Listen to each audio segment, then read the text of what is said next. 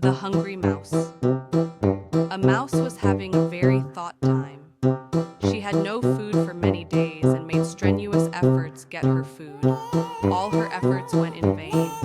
She looked everywhere to find her food. As the days passed by, she became very thin.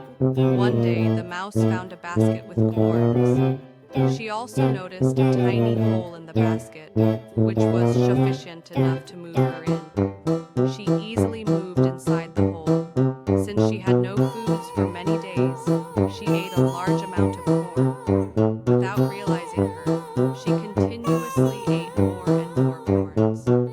She realized very later that she ate a lot more than she actually required. After eating a whole lot of corn, she became very fat. Satisfied with corns, the fat mouse tried to come out of the basket through the small hole. Unfortunately, the tiny hole could not accommodate the big mouse hole. The mouse started screaming, "Oh God, let me come out. How can I come out?" A rat, after hearing Mouse's screaming voice from the basket, asked her what happened. Mouse told the story and asked Rat a solution. Rat, if you want to come out the basket, wait for some time or even days to lose all your fat until you grow thin. Mouse started to starve now, but with lots of food to come out of the trap.